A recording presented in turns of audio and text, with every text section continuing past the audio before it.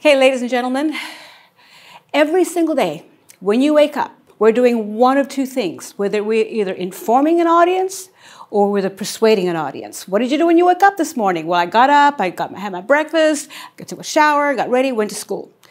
Well, how did you get to school? Well, I took the 101, or I took the 280, or I took this. Don't take this route because that's a bad route to take. What you first did was you informed us, I just did this, or you persuaded us, I did this. So far we've done a collage speech, you talked about yourself. We've done a critic speech where you got to critique a form of artistic expression. That's where you learn how to structure a speech. So now we know time management, we know how to structure a speech.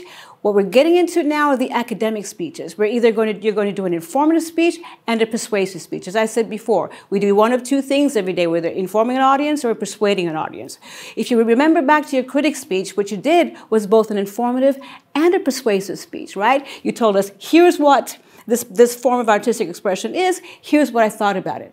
Going back to when you gave us the collage speech about yourself, you informed us about you. You didn't tell us you should like me for this reason or should not like me for this reason. You just told us about you. So let's talk about the informative speeches. After this, we're going to talk about the persuasive speeches. And you're going to be doing both of them. You're going to do a podcast in both your informative and your persuasive speeches. Now, an informative speech is an opportunity for you to teach us something that we don't already know about a particular subject. You can do this by, or another way to look at it is your job is to amuse and amaze an audience. Teach us something we don't already know. You can do that by illustrating, painting a picture for us. You can demonstrate. You can show us how to do something, how to bake a cake, how to change a tire. I don't know how to change a tire. That might be helpful. Or you can demonstrate, right? I say demonstrate. You can demonstrate, you can illustrate, or you can explain, right? Here's how something works, or show us something, describe something to us. Now, when you're giving a speech, the nice thing about an informative speech is different from the critic speeches. For the critic speech, you had to do first I'm going to describe, then I'm going to evaluate. For the informative speech, you have several different organizational patterns from which to choose, and it'll depend on what your topic is going to be. So let's look at how to structure an informative speech. Now, the difference between an informative speech and the structure that we've learned before is that we're adding one more component to the introduction, and that is your significance. Why should we care about this particular subject? And the reason why that's important is because for your informative and your persuasive speeches, you have to cite sources in your speech that adds credibility to the speech. So now let's talk about the structure of the speech. Now, Plato said that everything happens in threes. Right? You have an introduction, you have the body, and the conclusion. Think about why that is. We tend to remember things in threes, right? Your phone number is in threes and fours, right? Your phone number, the freeways, our social security number. That helps us to remember things. You have three main points. It's easier for the audience to understand. You guide the audience along through your speech. The speech is the same thing. Just like when you write a paper, you have your introduction, you have the body, you have your conclusion. As I've said before, I was an English major. I learned how to write a paper in a speech class because they broke down the components of the introduction, the body, and the conclusion. So let's talk about the structure of the speech. You've all seen my writing. So here's the introduction. Now, as I've said before in the delivery, the job of the speaker is to guide the audience along with their speech. Tell us what you're going to tell us in the introduction. Tell us in the body. And then tell us what you just told us in the conclusion. So let's go to the introduction. What goes into the introduction? The first thing you want to do in your speech is capture the audience's attention, right? Why should we listen to you? Don't tell us what the topic of your speech is, just like with your critic speech. So how do you capture the audience's attention? You can capture the audience's attention in several ways, right? I've told you this before, right? You can tell us a story or an anecdote.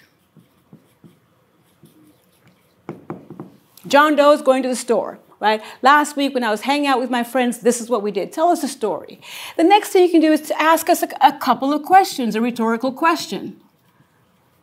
Or three. You don't want the audience to answer the question, you just want them to think about it. The third way to capture the audience's attention is you can cite a statistic. Right? A statistic. By the time this coronavirus thing is over, most people are going to be out of jobs, or the restaurant industry may be history, right? That would be a statistic. I just made that up. It may not be true, right? Or you can quote someone. A quotation is always nice. I'm going to use statistic because my writing is atrocious. Or you can, what I say, quote someone. Woody Allen once said that 80% of life is showing up. So right here, these are different ways to capture the audience's attention.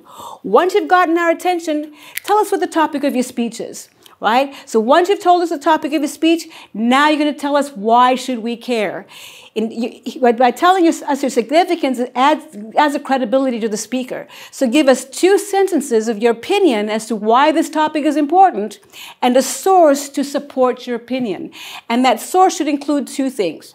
I used to have students do what the author, the title of the article is. And nowadays, authors and many of your sources have such long titles. So what I've done is I reduced it to just the publication and the date because I could always go and find the article. So in your significance step, this is why we should care. 2 sentences as to why this topic is important and a source to support that argument that you're making, the publication and the date. So according to NPR on January 22nd, 2020, this is what happened. If you're citing a website, and here's what's key.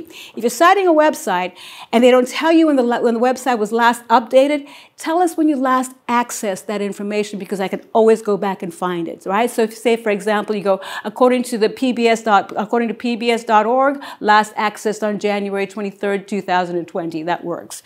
So 2 sentences to why it's important, a source to support that argument, your publication, and your date. Once you've told us why we should care, here's your thesis statement. This is why this is so important because this is the main point that explains to us what can we expect in the rest of this speech. Your thesis statement, the purpose of my speech is to inform you about, right? And so after you've told us your thesis statement, the next thing you want to do is preview 3 main points. This is what the audience can expect in the body of your speech. And here's where the organizational patterns come in, and that'll depend on the topic of your speech. So you can have a topical pattern, and this should look familiar to you because we talked about the topical pattern. When you did your collage speech, you could use a chronological pattern, you could use a topical pattern, you could use a single event. Again, an informative speech. The topical pattern one would use is if your topic is relatively new, like a new invention or so, all this new technology, the latest iPhone. So if it's something new, the audience doesn't know what it is, right? So you're going to tell us what is it, what it is, right? And then you're going to tell us, how does this thing work, right? How does it function? And with everything new, right, there's always a benefit and a disadvantage to it, right? So how it works, the benefits and disadvantages. One of these days, I'm going to learn how to spell. And so with much new technology, the biggest disadvantage of that is the cost. It costs a lot, but there are always lots of benefits to it, right? So the topical pattern is what it is, how it works, what the benefits and disadvantages are of that thing. You can I know my writing is horrible, but you can find all of this on Canvas as well. That would be the topical pattern. Let's look at the second pattern that you can use. You can use a chronological pattern, right? Just like with the collage speech, a chronological pattern tells us a little bit about the past, the present, and the future of this particular thing that you're talking about, right? So past, present, and future,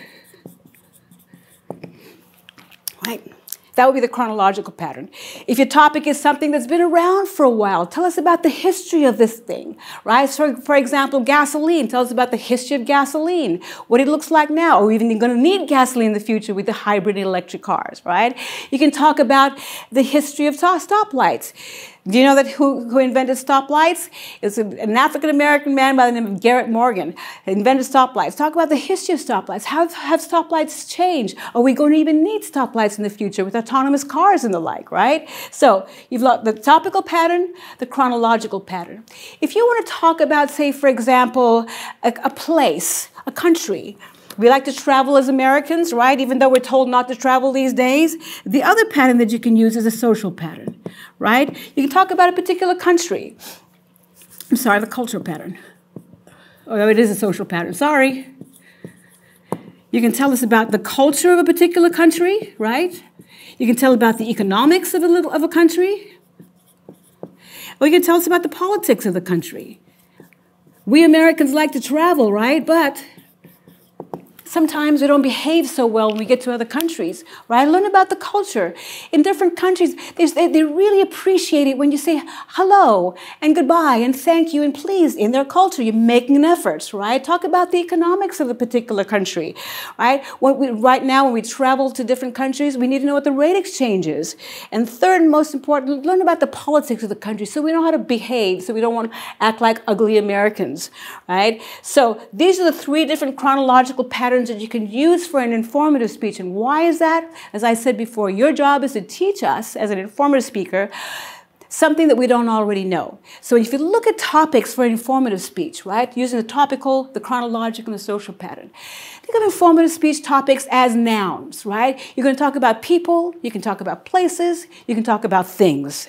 And that's when if you think about informative topics, think about nouns that way. Now, in your introduction, right, attention getter, tell us the topic of your speech, why should we care, your thesis statement is the main point, and then preview your 3 main points. If it's something relatively new, you use a topical pattern. First, I'm going to talk about what it is, how it works, and what the benefits and disadvantages are. If you're using a chronological pattern, first I'm going to talk about the past, present, and future.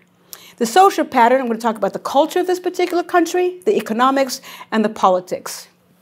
Your introduction should be no more than a 5 to 7 minute speech. The instructions are there for a 5 to 7 minute speech. Your introduction should be about 25 to 30 seconds long. Right?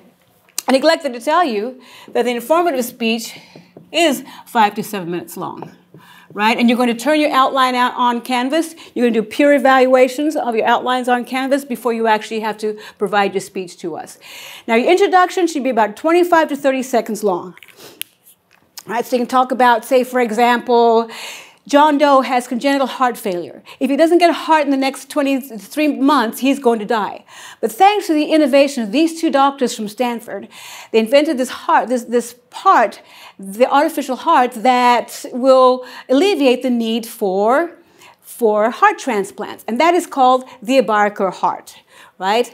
The Abiochar heart, 55 million Americans have congenital heart failure, and if they don't get a heart transplant, they could die, according to, say, Time magazine on January 22nd, 2017.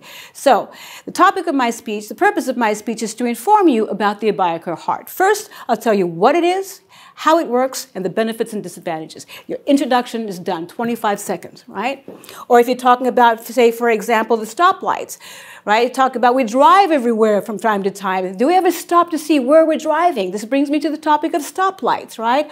There are so many cars on the road. Somehow we're not decreasing our carbon footprint, but thankfully we are going to be moving in the direction of hybrid and electric cars and have a source to support that, according to, say, Esquire magazine on a particular January 23rd, 2020. The purpose of my speech is to inform you about stoplights. I'll talk about the history of stoplights, what they look like in the present, and what will they look like in the future, right? That's how you would introduce your speech. So once you've told us what to expect in the body, get to the body of your speech, and here's where you're going to have each of your sources, right? For this speech, not only is it 5 to 7 minutes long, you have to have a minimum of 4 sources in your speech. You have to have this in both your informative and your persuasive. So 1 source is in your introduction, and you have 3 sources in the body of your speech, right? So your first main point, if you're a topical pattern, this is how it works, what it is, this is how it works, here are the benefits and disadvantages, right? And you have to transition sentence between each of your main points to bridge your main points together, right? If you have 1 paragraph, how do you get from 1 paragraph to the next? You need a transition sentence, just like I talked about with your critic speeches. Now that you have a better understanding of what the Abiochar heart is, let's examine how it works. Your second main point, fill it in with your information, and then your source, your publication, and your date. Don't forget publication and date. That's very, very important. So in a 5 to 7 minute speech, the body of your speech should be no more than about 4 to 4.5 minutes long. And then when you get to Your conclusion, remember, your conclusion should be the mere opposite of your introduction. That is the last thing you did in the introduction is the first thing you do in your conclusion. So you have your summarize your 3 main points, restate your thesis, restate your significance, and have a concluding statement that'll resonate with the audience. Your summary and conclusion should be about 25 to 30 seconds long. All right? So, informative speeches. 5 to 7 minutes speech. You have to have a minimum of 4 sources in your speech. You have to have a publication and your date. Where do you put your sources? You have 1 source in your introduction and 3 sources in the body. 1 in the first main point, 1 in the second main point, and 1 in your third main point. Tell us what to expect in the introduction. Tell us in the body and remind us in the conclusion what just happened. And depending on what your topic is going to be, remember, informative speeches, nouns, people, places, and things. If it's relatively new, you can use a topical pattern. What is it? How does it work? What are the benefits and disadvantages? Second, chronological pattern. What the past, the present, and the future is of this one thing that you're talking about. Or you can use a social pattern, the culture, the economics, and the politics. This version of the outline is also on Canvas. You can find it on the instruction of what informative speeches are, and then you'll have the entire structure of the informative speech. You have 2 sample speeches from which to look at and review, and then you have the sample informative speeches on video. Look at all of those before you actually have to put your outline together and then do our peer reviews. All right, gang? Thank you. Good luck. Make sure you pay attention and look at the structure. Have a good day.